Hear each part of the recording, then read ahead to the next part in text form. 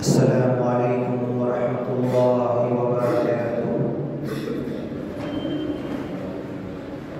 اللہ تبارک و تعالیٰ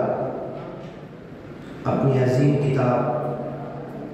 کلام پاک میں ارشاد فرماتا ہے، والذین آمنوا اشد حبا للہ، میرے سچے پکے اچھے ایمانی بندے تو ایسے ہوتے ہیں جو سب سے زیادہ، اللہ کہہ رہا ہے کہ مجھ سے محبت کرتے ہیں۔ والذین آمنوا اشد، شدید بولتے ہیں نا، شدید گرمی ہے، تو ایسے اللہ کہہ رہا ہے کہ اشد حبا للہ، جو سب سے زیادہ محبت اگر کسی سے کرتے ہیں تو اللہ سے کرتے ہیں۔ انسان جب اس دنیا میں جیتا ہے، بچپن سے بڑا ہوتا ہے، جوان، شادی بیاہ، بیوی بچے، پھر بڑھاپا، تو زندگی کے ہر لمحے میں، ہر حصے میں، ہر مرحلے میں انسانوں سے اس کے تعلقات ہوتے ہیں۔ بچہ ہوتا تو ماں، اسے سمجھ بہت کم ہوتی ہے، ایک انجان آدمی کی گود میں نہیں جائے گا، ماں کے پاس بھاگے گا، مطلب اس کو ماں سے جو محبت اللہ نے اس کے دل میں رکھی ہے، اس وجہ سے اپنی ماں کے پاس بھاگتا ہے۔ شادی بیاہ ہوئی، بالغ ہوا تو بیوی بچوں کی محبت آتی ہے،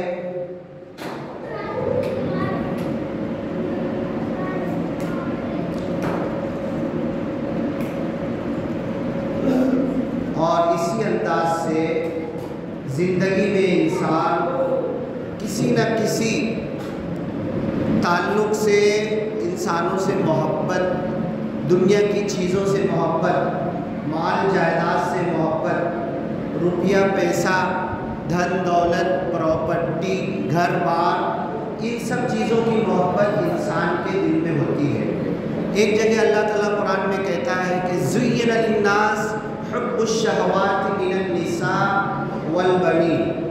لوگوں کے لیے دل کی محبت ایک نمبر پر عورتوں کو اللہ نے سجا دیا۔ زُيِّنَ لِلنَّاسِ حُبُّ الشَّهَوَاتِ مِنَ النِّسَاءِ وَالْبَنِينَ، اولاد کی محبت،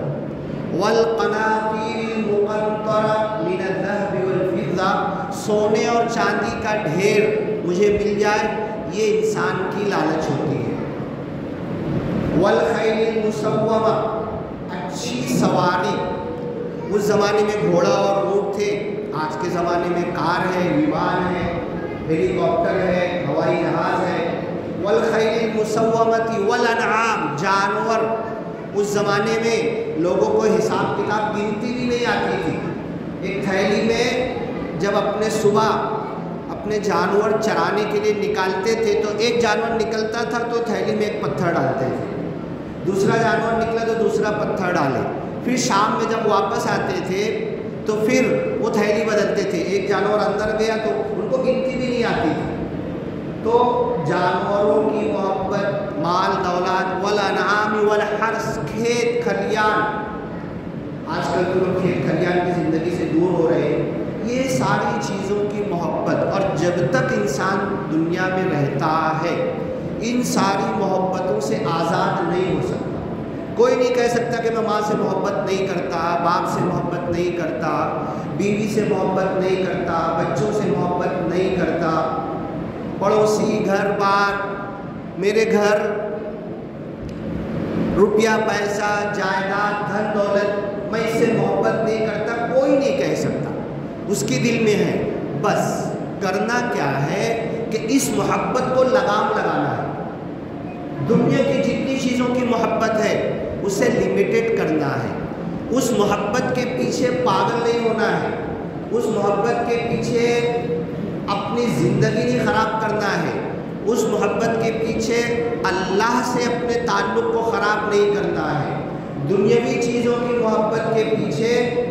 دین کا نقصان نہیں کرنا ہے۔ اب جو میں نے بورڈ پر بھی آیت لکھی ہے والذین آمنوا اشد حبا للہ، جو سچے پکے اچھے ایمانی بندے، آمنو اللہ جب کہتا ہے نا یا ایھا الذین آمنو، اے میرے ایمانی بندو، مطلب اللہ ہم کو ٹھپا مار کے دے رہا ہے، سند دے رہا ہے، شہادت دے رہا ہے کہ ہم ایمانی ہیں، اللہ کو مان چکے ہیں، اللہ پر ایمان لا چکے ہیں۔ اب اس سے بڑی گواہی کیا چاہیے؟ اب ہمیں شرم آنا چاہیے کہ اللہ ہمیں ایمانی کہہ رہا، ہم ایمان کا حق ادا کر رہے، ایمان کی جو شرائط ہے کیا وہ پورا کر رہے، ایمان کا جو تقاضا ہے کیا ہم سے وہ ہو رہا ہے، یہ ہمیں سوچنا ہے۔ اگر نہیں ہو رہا تب تو اللہ کہہ رہا ہم سے کہ یا ایھا الذین آمنوا، اے ایمانی بندو، جگہ جگہ قرآن میں نماز کے لیے، روزے، زکوٰۃ، حج، نیکی کے کام، دنیا کے انسانوں کے ساتھ حسن سلوک کرنے کے لیے، جہاں جہاں اللہ نے جو حکم بیان کیا تو اپنے ایمانی بندوں کو زیادہ اہمیت دی۔ پورے قرآن میں اللہ نے یہ بھی کہا ہے کہ اے یہودیوں، اے عیسائیوں، اے منافقوں، اے مشرکوں، اے گناہ گاروں، سب اللہ نے کہا ہے، لیکن ایک نمبر پہ درجہ کسی کو دیا ہے تو یا ایھا الذین آمنوا، اے میرے ایمانی بندو جو مجھ کو مان چکے ہو۔ اب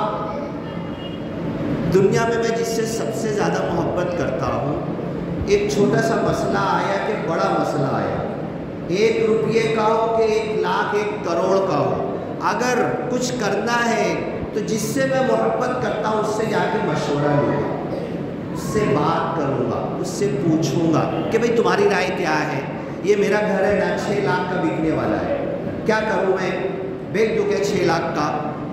اور پھر تم مجھ کو صلاح دو، بچے کی پڑھائی کے لیے لگانا ہے، یہ کرنا ہے، وہ کرنا ہے، کچھ قرض بھرنا ہے، پھر میں اپنے پیسے کو کہاں لگاؤں، کہاں پر زمین لوں، کیا کروں تاکہ اس میں ہمارا گھر، بیوی، بچے سب اچھے سے آگے بڑھ سکے۔ تو انسان جس سے محبت کرتا ہے اس سے مشورہ لیتا ہے۔ حضرت جابر رضی اللہ تعالیٰ عنہ، بخاری شریف کی صحیح حدیث ہے اور حدیث کی دوسری کتابوں میں بھی ہے کہ اللہ کے رسول صلی اللہ علیہ وسلم ہمیں قرآن کی آیت، ایک ایک آیت بیٹھ کے سکھاتے تھے، یاد کراتے تھے۔ اس زمانے میں پورا لکھا ہوا قرآن تو تھا ہی نہیں، کتنے صحابہ کا انتقال ہو گیا، 23 سال میں قرآن مکمل ہوا۔ اس وقت تک اللہ کے رسول صلی اللہ علیہ وسلم کے زمانے میں لوگ لکھتے تھے، میں نے جتنا اللہ کے رسول کی زبان سے سنا، اتنا آسان نہیں تھا، کاپی قلم اور کاغذ، ہڈی پہ، پتھر پہ، چمڑے پہ، اور پھر اس کو کہاں رکھنا، کیسے رکھنا، لے جانا، اتنے بڑے پتھر پہ ایک سورہ فاتحہ کے لیے آئی ہے، تو یہ سارے مسائل تھے۔ تو اللہ کے رسول ایک ایک آیت لوگوں کو سکھاتے تھے۔ تو کسی کے پاس کچھ قرآن لکھ کے رکھا ہوا ہے، کسی کے پاس کچھ قرآن لکھ کے رکھا ہوا، پورا قرآن ایک ساتھ موجود لکھا ہوا اللہ کے رسول صلی اللہ علیہ وسلم کے بعد، پوری تاریخ ہے، کسی وقت وہ بھی بتاؤں گا میں۔ پھر حضرت عثمان نے جمع کیا، جمع کر کے پھر اس کو چار قرآن بنائے، مدینہ میں بھیجا اور 3 جگہ بڑے بڑے شہروں میں اور بھیجا۔ تو اللہ کے رسول صلی اللہ علیہ وسلم ایک ایک آیت قرآن کی سکھاتے تھے، یعنی کان اور زبان، حضرت جبریل کی زبان سے سنے، اللہ کے رسول کے کان میں آواز گئی، دل اور دماغ میں سمو لیا، ریکارڈنگ کر لیا، سافٹ ویئر ایسی ریکارڈنگ کیا کہ اللہ کے رسول صلی اللہ علیہ وسلم صحابہ کو یاد کراتے تھے، ایسا یاد کرتے تھے کبھی بھولتے نہیں تھے۔ اب ایک رکوع اگر آپ پتھر پہ لکھو، ہڈی پہ لکھو، چمڑے پر لکھو، کتنا ٹائم لگے گا؟ تو آپ کیا سوچو گے، ایک رکوع لکھنے میں جتنا ٹائم جا رہا ہے نا اتنی دیر بیٹھ کے یاد کر لیتا نا میں، لکھنے کا جو ٹائم جا رہا میں یاد کر لیتا۔ تو حضرت جابر رضی اللہ عنہ کہتے تھے کہ جیسے قرآن کی آیت اللہ کے رسول ہمیں یاد کراتے تھے، استخارے کی دعا ایسے ہی یاد کراتے تھے۔ آج کل لوگوں کے دلوں میں نا بہت ساری غلط فہمی ہے۔ استخارہ کا مطلب ہوتا ہے، پوری دعا بھی پڑھ کے بتاؤں گا، ترجمہ کروں گا میں۔ استخارے کا مطلب ہوتا ہے اللہ سے خیر مانگنا۔ لفظ خیر سے بنا استخارہ، یستخیرو استخارتن، یعنی اللہ سے بھلائی مانگنا۔ اب میرا گھر بیچنا ہے کہ نہیں بیچنا، میں نے آپ سے مشورہ لے لیا، ان سے مشورہ لے لیا، امام صاحب سے مشورہ لے لیا، کسی نے کچھ بولا کسی نے کچھ بولا، اب تو میں اور کنفیوز ہو گیا۔ ایک نے بولا مت بیچ، ایک نے بولا ارے بہت صحیح قیمت ہے بیچ ڈال، ہاں ایک نے کچھ بولا ایک نے کچھ بولا، اب میرا دماغ اور کنفیوز ہو گیا۔ اب کیا کرو گے؟ جو آیت لکھی ہوئی ہے بورڈ پر، والذین آمنوا اشد حبا للہ، میرے ایمانی بندے سب سے زیادہ اللہ سے محبت کرتے ہیں، تو سب سے زیادہ جس سے محبت کرتے ہو اس سے مشورہ کرو نا۔ کیسے کرو گے مشورہ؟ اللہ کا مشورہ کرنے کے لیے کہاں جا کے بیٹھو گے؟ کیا فون نمبر لگاؤ گے؟ کیسے اللہ سے کنیکشن ہوگا؟ کیسے تعلق ہوگا؟ اللہ کے رسول صلی اللہ علیہ وسلم نے دعا سکھائی۔ حضرت جابر کہتے ہیں یہ دعا ابھی جو میں پڑھ کر ترجمہ کرنے جا رہا ہوں، اتنے اہتمام سے آپ سکھاتے تھے کہ جیسے قرآن کی آیت سکھا رہے ہو۔ اللہ کے رسول صلی اللہ علیہ وسلم نے ہر بندے کو،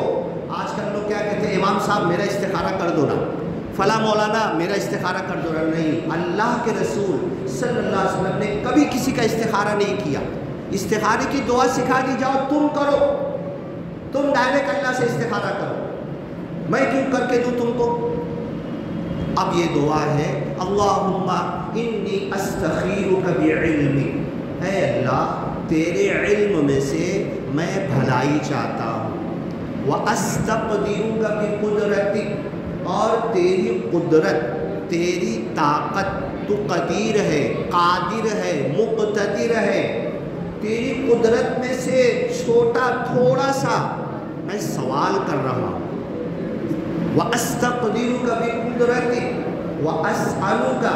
مِنْ فَضْلِكَ الْعَظِيمِ، اللہ تو بہت بڑے فضل کا مالک ہے، اس میں سے تھوڑا سا مانگ رہا ہوں۔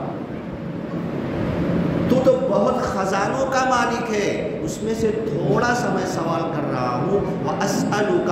مِنْ فَضْلِكَ الْعَظِيمِ فَإِنَّكَ تَعْلَمُ، اللہ تو جانتا ہے میں گھر بیچوں کہ نہیں بیچوں۔ وَلَا أَعْلَمُ، میرے کو نہیں معلوم، دنیا والوں نے تو مجھے کنفیوز کر دیا۔ ایک بول رہا کہ اچھا بیچ ڈال، ایک بول رہا کہ نہیں صحیح قیمت نہیں آئی، دنیا والوں سے کیا کروں میں؟ اللہ تو مجھے بچاؤ، انت تعلم، تو جانتا ہے، ولا اعلم، میں کچھ نہیں جانتا۔ اللہم، اے میرے اللہ، ان کنت تعلم، تو حقیقت میں جانتا ہے، ان ھذا الامر، یہ معاملہ، جس معاملے میں میں تیرے سے مشورہ کر رہا ہوں، تیرے سے بھلائی مانگ رہا ہوں، ان کنت تعلم ان ھذا الامر خیر لی، اور ایک جگہ ہے شر لی، یہ معاملہ جو بھی ہے، میں نے ایک مثال لے لی گھر بیچنے کی، شر لی میرے لیے برا ہے، فی دینی میرے دین کے اعتبار سے، ومعاشی دنیا کے، روزی روٹی، دھندے کاروبار، کمائی، روپیہ پیسہ، دھن دولت، پراپرٹی کے حساب سے، اے اللہ میرے لیے یہ گھر بیچنا صحیح نہیں ہے۔ اگر شر لی فی دینی و معاشی وعاقبت امری، اور ہو سکتا ہے یہ گھر بیچنے میں پریشان ہو جاؤں، اگر ایسا ہے فاصرف عنی، تو یہ گھر بیچنے کا جو میرے دل میں آیا اللہ میرے دل سے نکال دے، واصرف عنی، اس خیال کو میرے دل سے نکال دے۔ وَإِن كُنْتَ تَعْلَمُ، اور اگر تو جانتا ہے کہ یہ معاملہ، جسے کسی کو کسی سے شادی کرنا ہے، میں تو گھر بیچنے کی مثال دیا، جو بھی معاملہ ہے، اب ایک بچہ 10ویں 12ویں پاس کر لیا، ڈاکٹری میں ایڈمیشن لوں کہ انجینئر میں لوں، یہاں لوں کہ وہاں لوں، یہ کالج میں لوں، بمبئی میں لوں کہ پونا میں لوں، کہاں پر لوں، یہاں پر بھی مشورہ کرے، ان ھذا الامر، یہ جو میرا معاملہ، پونا میں ایڈمیشن لینے کا، بمبئی میں ایڈمیشن لینے کا، ڈاکٹری میں لینے کا، انجینئر میں لینے کا، میری بیوی کو طلاق دینے کا، اے اللہ تیرے سے مشورہ کر رہا ہوں، اگر میرے لیے بہتر ہے اس کو طلاق دینا کیونکہ ہماری نہیں نبھ رہی ہے۔ ایسے جتنے معاملے ہیں ان معاملات میں اللہ سے مشورہ کرو، استخارہ کرو۔ مجھے یاد ہے میاں بیوی کی بالکل نہیں جم رہی تھی اور کئی پنچ بیٹھ چکی تھی، ساری پنچ تھک گئی، پریشان ہو گئی، بولے حافظ سلمان صاحب تم ان کے فراق میں مت پڑھو، کچھ ہونے والا نہیں۔ بولو ٹھیک ہے میں تو فراق میں نہیں پڑھوں گا، ان کو اللہ کے فراق میں لگا دوں گا، اللہ کے ساتھ لگا دوں گا۔ جتنی پنچ بیٹھی میاں بیوی سے کیا کسی نے ابھی تک کہا کہ تم استخارہ کر لو ہم دونوں کو ساتھ میں رہنا ہے کہ نہیں رہنا ہے؟ کسی پنچ نے یہ کہا کہ تم استخارہ کر لو، 1 دن 2 دن 3 دن 4 دن 10 دن 15 دن 20 دن 1 مہینہ 2 مہینہ، میاں بیوی بچوں کا معاملہ ہے، زندگی کا معاملہ ہے، استخارہ کر لو۔ میں جاؤں گا تو دونوں سے یہی کہوں گا کہ بھئی دیکھو یہ استخارہ کی دعا ہے، صحیح حدیث میں ہے، یہ دعا نکالو، تمہارے پاس گھر میں موجود ہے، یہ دعا یاد کرو، 2 رکعت نماز پڑھو فرض کے علاوہ، ایسے وقت میں جب نماز پڑھنے کی ممانعت نہ ہو، طلوع غروب اور زوال کا وقت نہ ہو، وہ چھوڑ کر 2 رکعت نماز پڑھو، یہ استخارہ کی دعا پڑھو، اور اس کے اندر یہ کہو کہ اگر اس بیوی کے ساتھ مجھے رہنا اے اللہ بہتر ہے تو مقدر کر دے میرے لیے اور بہتری اس کے اندر رکھ دے، اور اگر نبھاؤ کی شکل نہیں ہے اللہ تو جانتا ہے تو تو بڑے بھلے طریقے پر یہ جوڑے کو رخصت کر دے، توڑ دے، اور ہم دونوں کو اپنی اچھی جگہ کہیں پر جہاں نبھنے والا ہے وہاں پر ہمارا جوڑ نصیب فرما دے۔ مرد سے بھی کہا بندے نے، عورت سے بھی کہا، جتنے دن تم کو استخارہ کرنا، جب تک تمہارا دل مطمئن نہیں ہوگا اس کے بعد مجھے فون کرنا، میں آ جاؤں گا۔ دونوں نے استخارہ کیا، استخارہ کرنے کے بعد دونوں ہنس کے فون کیے کہ ہمیں مل جل کر رہنا ہے، ہمارے کو کوئی طلاق، کوئی توڑ اور کوئی جھگڑا بچا نہیں ہے، یہ ہے اللہ کے ساتھ۔ والذین آمنوا اشد حبا للہ، سچا پکا اچھا مومن بندہ وہ ہوتا ہے جو سب سے زیادہ اللہ سے محبت کرتا ہے، اور جب اللہ سے محبت کرتا ہے تو اس کی پہچان یہ ہے کہ اللہ کے حکموں کو مانتا ہے، رونتا نہیں ہے، کچلتا نہیں ہے، پیٹھ کے پیچھے نہیں ڈالتا، اللہ کے حکم کی خلاف ورزی نہیں کرتا۔ اللہ تو نے کہا ہے نا اس میں میرے لیے بہتری ہے، تو ان کنت تعلم، اللہ اگر تو جانتا ہے کہ یہ معاملہ گھر بیچنے کا، نکاح اور طلاق کا، ایڈمیشن لینے کا، فلاں گاؤں میں یا فلاں ڈگری میں، کیا اللہ اگر تو جانتا شر لی میرے لیے برا ہے، فاصرف عنی، یہ میرے دل سے نکال دے۔ وَإِن كُنْتَ تَعْلَمُ، اور اللہ اگر تو جانتا، حقیقت میں جانتا ہے، تو ہی جانتا، باقی کوئی نہیں جانتا، دنیا کی کوئی ذات نہیں جانتی، ان هذا الامر، یہ معاملہ جس معاملے میں میں استخارہ کر رہا ہوں، خیر لی، میرے لیے ایسے ہی کرنا بہتر ہے، فی دینی، میرے دین کے اعتبار سے، ومعاشی، میری دنیا، معاش، روزی روٹی، پراپرٹی، دھن دولت، روپیہ پیسہ، دنیا داری کے حساب سے بھی یہی بہتر ہے، وعاقبت امری، انجام کے اعتبار سے بھی، آگے مستقبل میں بھی یہی بہتر ہے، اور اللہ تو جانتا ہے، تو بس اس میں مجھے جما دے، اور فقدرہ لی، یہ میرے لیے مقدر کر دے، اور میں اب اس پہ جیوں گا۔ اب جب ایک مرتبہ بندے نے استخارہ کر لیا،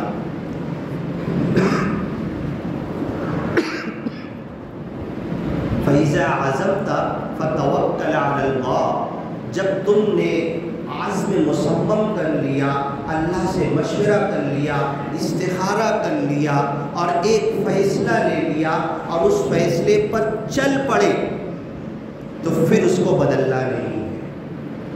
پھر اس کو بدلو گے تو اللہ تعالیٰ کی طرف سے ناراضگی آ جائے گی۔ بس اللہ تو خیر رکھے گا، اس میں ہر حالت میں خیر رکھے گا، میں تیرے مشورے پر خوش ہوں۔